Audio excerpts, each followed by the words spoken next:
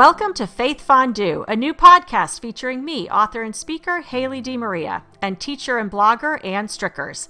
Faith Fondue will feature a melting pot of topics ignited by a flame, our faith, and guided by the Holy Spirit. Each week we will feature a theme, and the theme for this week's episode is baptism. And it was a hard week for our country. And we've always talked about not being a political podcast. We are equal opportunity prayers. And right now we need to pray for our country. Many people are angry, and we need to pray for peace and healing. Our country needs a baptism. We need a rebirth from hatred, violence, and division. And as we begin this podcast, may we keep our country at the heart of our prayers this week. And welcome to episode 8. Thank you, Haley. This is the week of January 10, 2021. Thank you for acknowledging those events, Haley. And prayer is so essential. Maybe that's a resolution that people have for 2021, to pray more, find time for silence, right? Be with the Word of God. And to listen. Yeah, absolutely. They go hand in hand. And I've talked about my resolution, which was 21 for 2021. And that's 21 moments. So not moments, that would be nice. 21 minutes of sustained silent reading. Remember that SSR in grade school? Sustained silent reading. Yes. And so I've been able to do that. I do go back to work this week. We'll see how that works. But I am reading Pilgrimage, My Search for the Real Pope Francis. The author is Mark Shriver. Mark Shriver is the son of Sergeant and Eunice Shriver. Eunice Shriver is President Kennedy's sister. Many people know about the Shrivers. Tim Shriver, his brother, I think there's 5 kids. Eunice started Special Olympics, and I think she had a sister, right, with special needs. And Tim has really kind of championed Special Olympics. Mark is a very talented writer. I've enjoyed his book so much. And the way he really connects like his experience of growing up a Catholic and being in the church, right? And then this new leader of the Catholic Church, Jorge Mario Bergoglio, who's known as Pope Francis. And he does that by going on a pilgrimage. He goes to the very places that shaped Pope Francis. I guess people from Buenos Aires are known as porteños. But it talks about like his background, like his parents who immigrated from Italy to Argentina, a place I would very much like to visit. And, the neighborhood where he grew up, the schools he attended, this one place, people know it as his exile, Cordoba. And it's just been really quite meaningful to read about this pilgrimage. And I'm not done with it but in my 21 minutes, I'll let our readers know how long it takes me to get through this book. But 2 thoughts came to mind. Number one is just pilgrimage is such a treasure in the spiritual life. When you are a pilgrim, you are a seeker, right? You set out on something in search of something. And he definitely is a seeker. He wants to know this man from the Southern Hemisphere. And it is different when you go to a place and you see where they walked and the very spaces that formed him. And he talks to his former teachers and these elderly sisters that may have taught, Pope Francis as a child and knew him, and, the everyday people that were part of his life. And Haley, it's been really fun this past week. I know 2 years ago, you were on a pilgrimage and celebrating some of the images from your time at Mount Kilimanjaro. And I was wondering, what were you seeking maybe when you were on pilgrimage? So, Anne, I've been saying it for the last few days as all these memories keep popping up on social media. Climbing Mount Kilimanjaro was really one of the most amazing experiences of my life. And it came about because of a Holy Cross priest, Father David, who is from Tanzania. And I met him when I was on the Notre Dame Trail pilgrimage. So that was really how it started. I did that pilgrimage in August of 2017. And that was 320 miles that we walked. And I remember at the time, Father David said, well, if you can walk 320 miles on the ND Trail, you can hike Kilimanjaro. So we all thought, okay, let's do that. And I didn't really think anything would come about it, but it did. And so you're right. 2 years ago, we embarked on really an amazing pilgrimage. And it started, as I mentioned in reference last week, at a convent in the foothills of Kilimanjaro, where we celebrated Epiphany with the sisters who lived at the convent there and attended Mass in Swahili. And then after hiking, we visited several parishes in Tanzania. And one of the things I love about the Catholic Church is how universal it is, and the Mass that they're celebrating in these very unique Catholic parishes in Tanzania is the same service that we're celebrating, here in Maryland, or where you are in California, or really anywhere around the country. And we got to visit the actual spot where Father David was ordained a priest, and it was a wooden stable like structure that had been built 10 years prior just for his ordination, because they hadn't had a priest from that parish ordained in so many years. And there's something really beautiful about, you're right, walking in the steps that someone else has walked in a meaningful way. And there's also something very beautiful about just stripping everything away. When we were on the mountain, I had no cell service, and we had no access to internet. And, I really knew nothing that was going on in the world, which, right now might be kind of nice, but it's a privilege to walk with someone else on their journey. It's something I would love to do again. Not only would I love to go back to Kilimanjaro, but I'd love to incorporate more pilgrimages in my life. I'm really hoping to walk the Camino someday. So I could talk about that forever, and I love hearing about this book, because I think that's something I'm going to have to go purchase and read for myself. Yeah, I've really enjoyed it, and I think the title suggests something. And as a reader, I'm always thinking, what would I like to ask the author? He says, the subtitle is My Search for the Real Pope Francis. And I would contend, when you use the word real, it implies that maybe there's what Something we see not is real. not what Yeah. we get. Yes, right. And I would say, why is that necessary? Because I actually think that's part of Pope Francis's appeal, is that he is so authentic. There probably is, and I'm not done with the book yet, there is little difference between who we see now as Pope Francis versus this man, Jorge Mario Bergoglio. So maybe that'll be by the conclusion, and it won't be a necessary question for the author. But I am struck, as we think about events in this last week, it's not just our country that's divided, Haley. Even our churches. And America Magazine, it's the Jesuit weekly, it might be monthly now.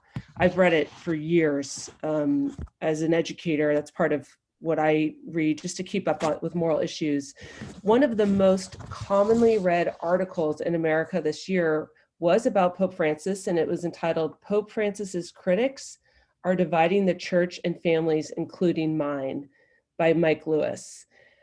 I read it, and I understood some of the concerns that he raised. So there are people in the church that do not refer to Pope Francis by his Petrine name.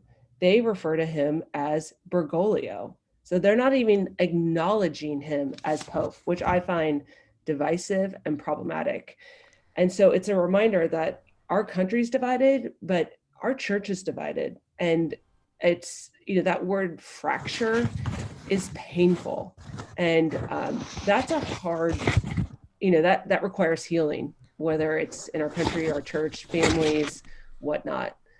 So it was just a reminder of putting, events into perspective as I heard about Washington, and then I read, about this popular article for the year. Well, and so many of our families are divided too. It's just a divisive time. And, I was reminded of this past weekend. We had another couple over just for a drink to catch up and say hi and, toast Happy New Year. And they're very different from us politically.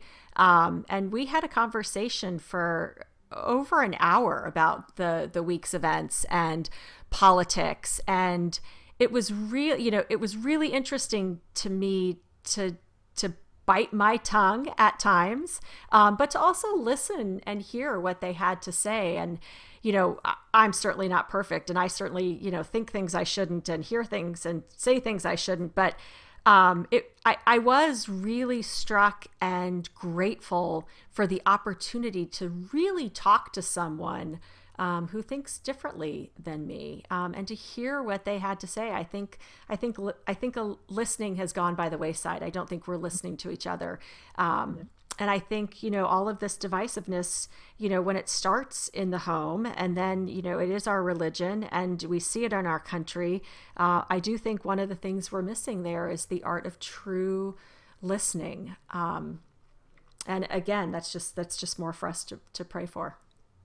I agree, Haley. I often say, as a teacher, and I know parents hold this true, uh, discipline is an act of love. So when you discipline a child or a student, it's because you care. And I also think that's true for listening. And I had, a conversation with my mom about that this week. It really is an act of love. But I would also applaud you. I don't know if that's the word, applaud, but the fact that you had the conversation and you were willing to engage. There's a lot of times, Haley, I don't share how I feel. And I don't know if that's because I don't trust the person, if I don't believe that they will listen, if they do, how they will react. So there's something to be said for having that space. And, I don't know if it's because you were having a drink, but there is something to be said for everybody kind of putting some of their thoughts on the table. I don't know how it's a rare opportunity for me where I'm really sharing. I would say I sometimes listen more than share what I believe or what I think. And it's so nice to be asked, for one, but maybe I don't have the courage sometimes to share. There's a lot of, personal inventory that needs to be considered in that. So that might be something I'll think about this week. Well, it's just a hard time in general. And boy, wouldn't it be great if all of us every week, and including our country, could have, you know, be rebaptized and be washed away of our sins. And, I just love that whole image of baptism. Of course, being a swimmer, water for me is such a holy place and a powerful thing for me. And one of the things that I've always loved in particular about baptism in the Catholic Church is, again, I wasn't raised Catholic, but the Catholic Church recognizes all Christian baptisms. So even though I was baptized Presbyterian, I didn't have to be rebaptized into the Catholic Church. And I've always thought that in itself was a real understanding that the Catholic Church has, is that a Christian baptism is all welcoming. And I know some people don't always see the Catholic Church as all welcoming and accepting, but my first experience with it was just being welcomed into the Catholic Church as someone who had been baptized a Christian. And I was also really grateful that I didn't have to be rebaptized, because at the church where I went through RCIA, they did a full immersion baptism in the fountain outside the front of the church. And Yes. yeah, I was glad that wasn't part of, I don't know, maybe that's probably not where my mind should have been, Right. but I was happy I didn't have to get wet. Yeah. Well, hearing you talk about that, Haley, it wasn't necessarily a pilgrimage, but I was in Israel for 6 weeks in the summer of 2017, and we did go to the River Jordan. And yeah, Jesus would have had that full baptism in the river, right? And the dove, that descends on him, and what an incredible moment. So it's a great passage to pray with. And there's a powerful scene in the movie Romero where the family wants a private baptism, and Oscar Romero will not give a private baptism, because the idea is that when you are baptized, you are welcomed into a community of faith. So I'm so glad to hear your perspective on that, because our Christian churches are divided, and so to know that you are already included in a way, I think that's highly symbolic and important. And it's a tough moment, because for a lot of families, sometimes that's their re-entry point, right? They have a child, they want to raise their child in a faith, so they want a meaningful experience. But I'm just very much a both and person. So let's welcome this child or, young person into the community, and how can we make it special and inclusive would be questions for consideration. So lots of meaning behind our baptism.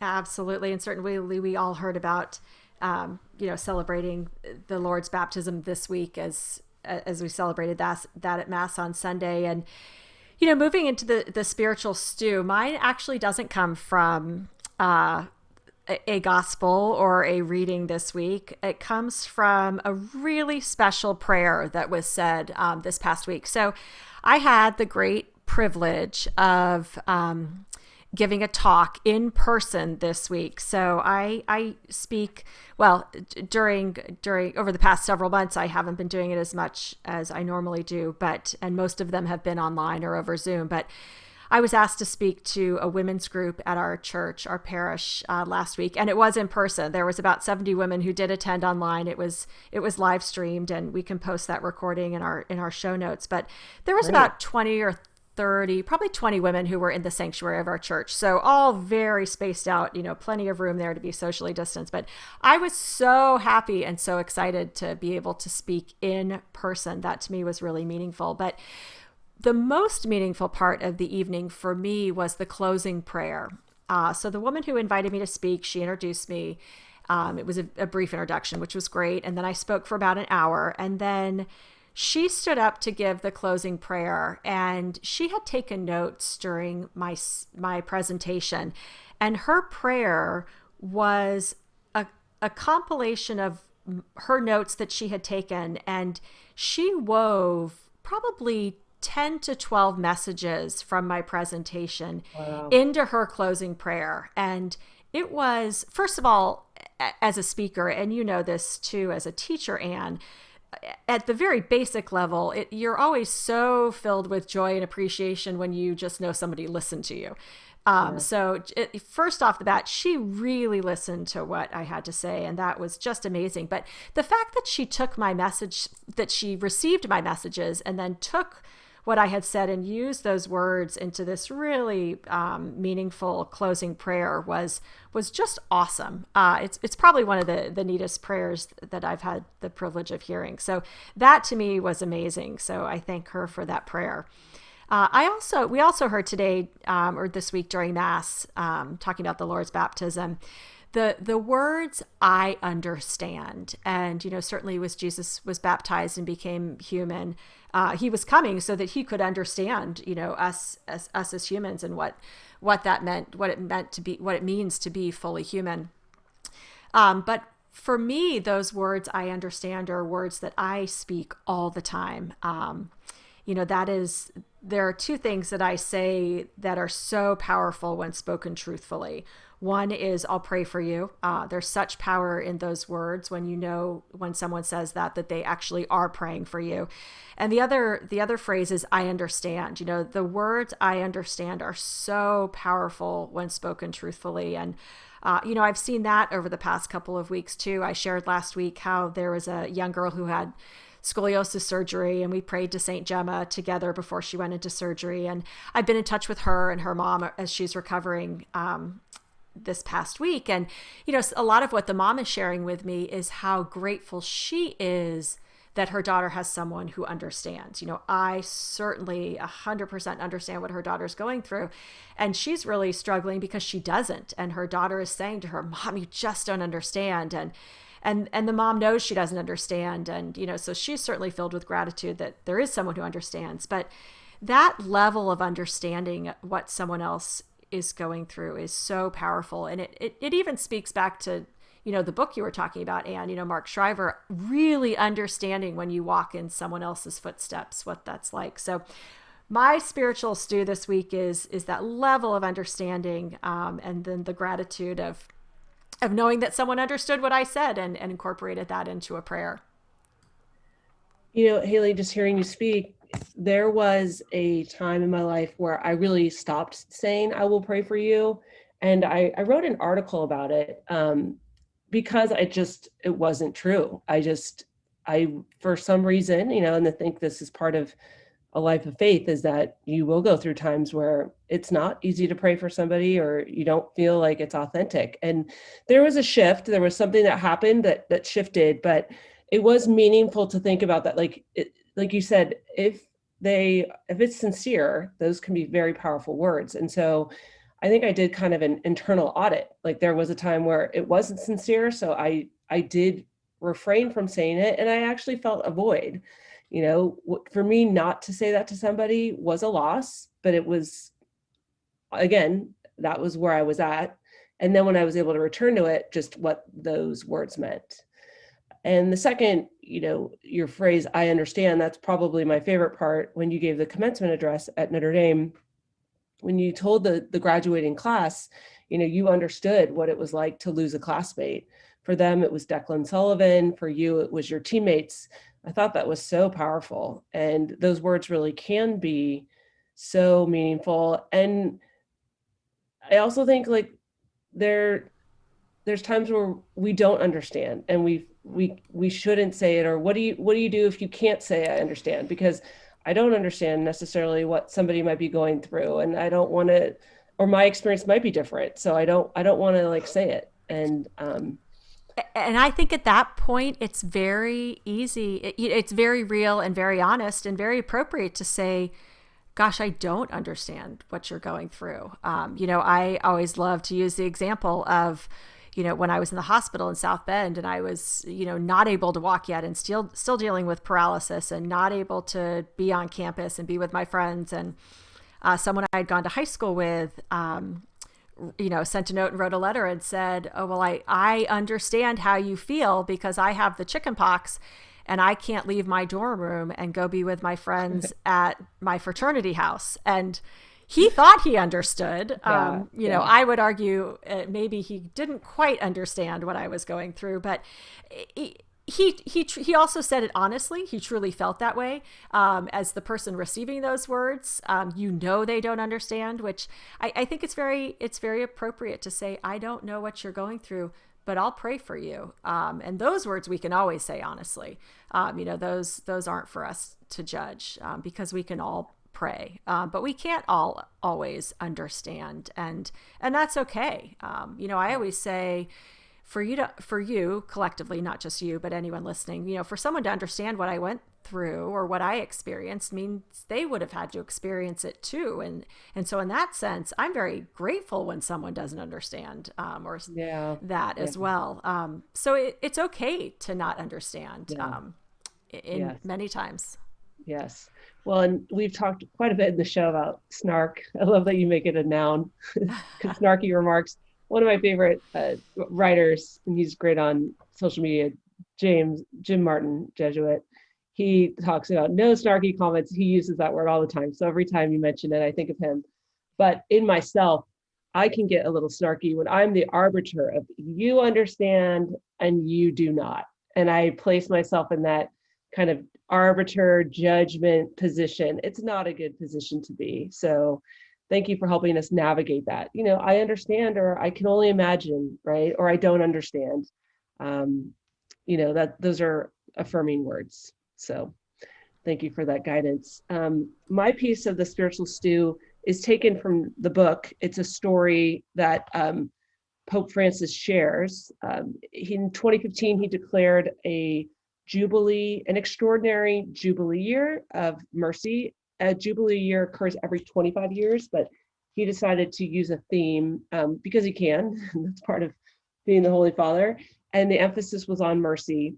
And I love it because, and I think it relates to baptism, but mercy is just, it's not sometimes these big moments. And for many times, like, when my niece was baptized, I thought it was this huge moment that occurred. And it's like, okay, that was really special, but it's part of the entire picture of her life, right? And how we treat people in moments of mercy, they don't have to be big. They can be the entire, story of our lives. So he was the rector at this college, and this is the story that is included. He wrote it in a book.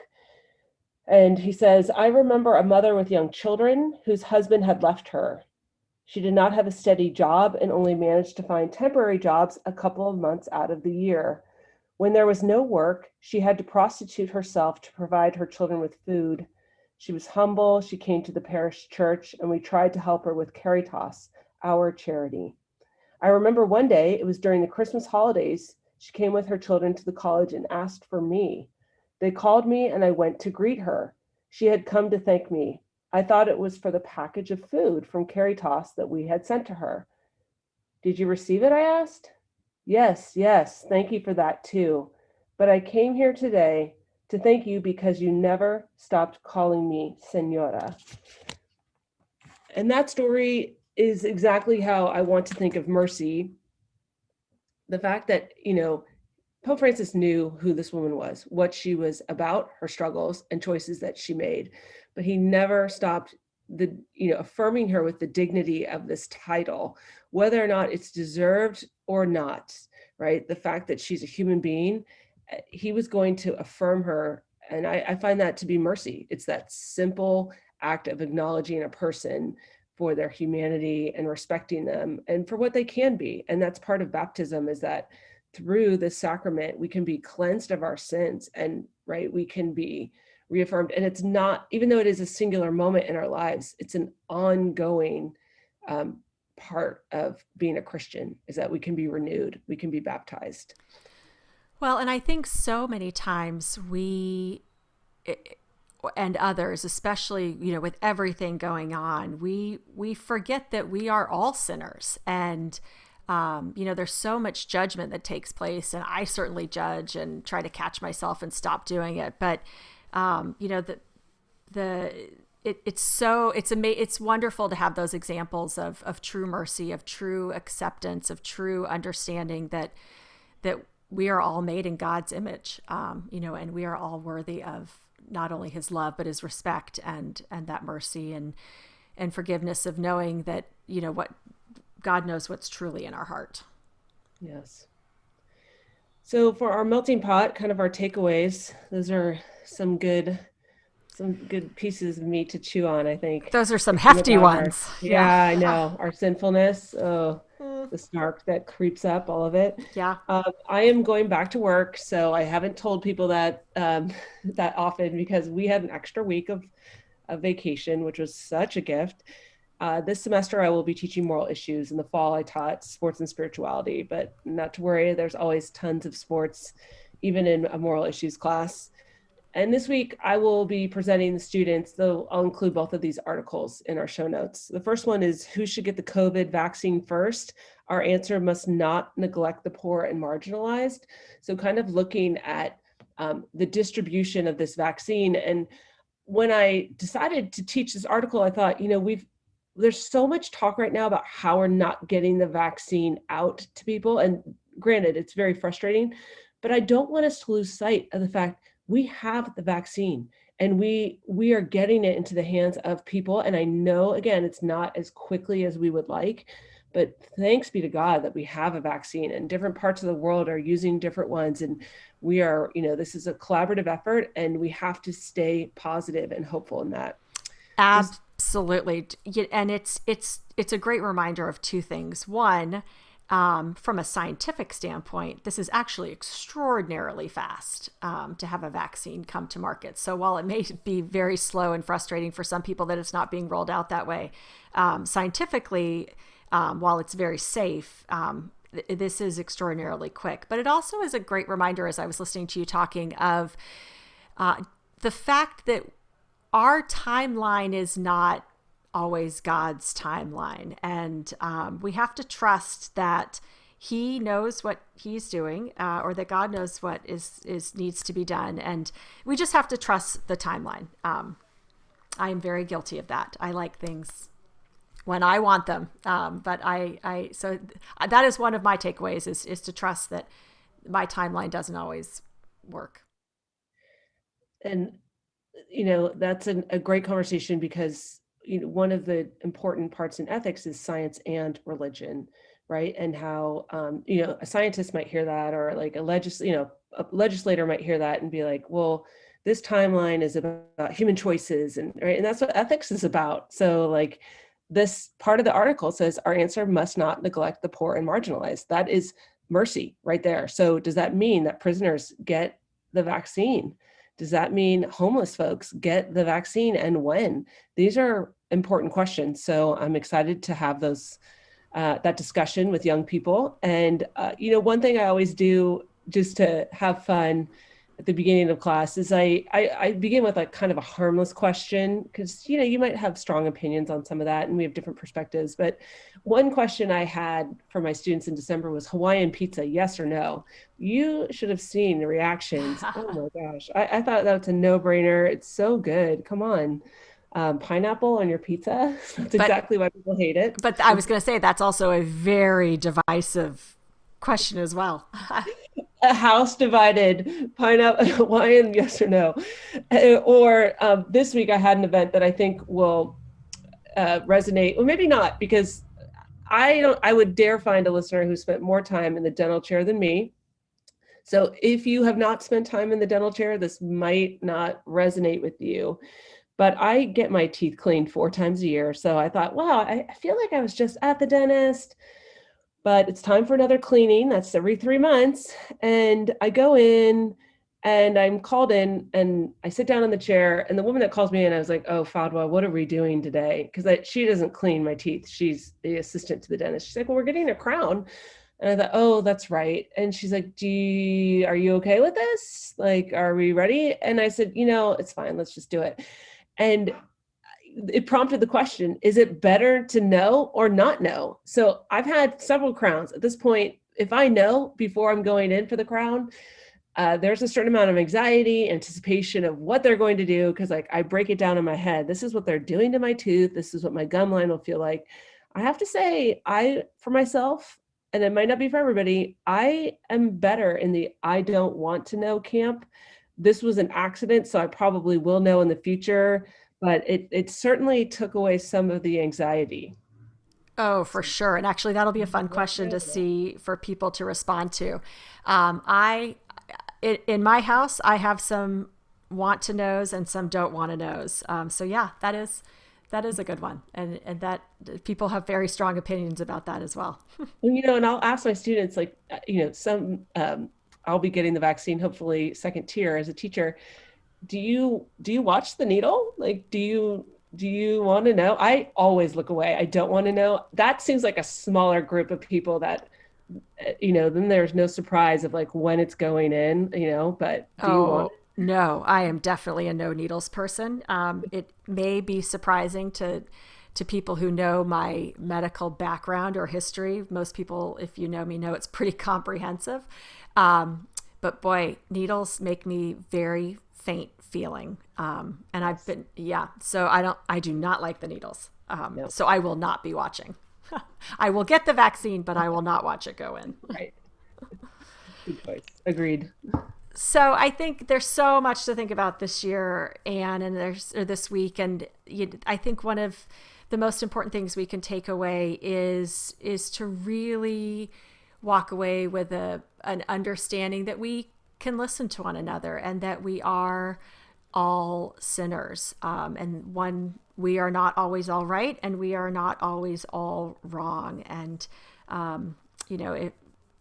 hopefully we can all be healed moving forward. And listening is a part of that, prayer is a part of that, and understanding is a part of that. And I think, the readings this week and the prayers and the books that we've all talked about can be a real model for that for us as we move forward through the week. Yeah. Thank you, Haley. I love the word healing. And I think about, events, and the word that stuck out to me was fracture. And, I think last night was probably the quarterback for the Washington football team, Alex Smith. He'll probably retire. Talk about a fracture. This man had his leg just completely fractured and infected, and the healing that was necessary, and the story behind the healing, and wow, people that supported him and what he got. But yes, in light of fracture that we live amongst, what might provide healing? I think you're right when you say listening, and that we'll pray for each other. So thank you for offering those words. Absolutely. So we'll take away prayer this week. We'll take away listening. We'll take away understanding. And we look forward to speaking and talking and sharing with everyone next week as well. Have a great week, Anne. You too, Haley. Thank you.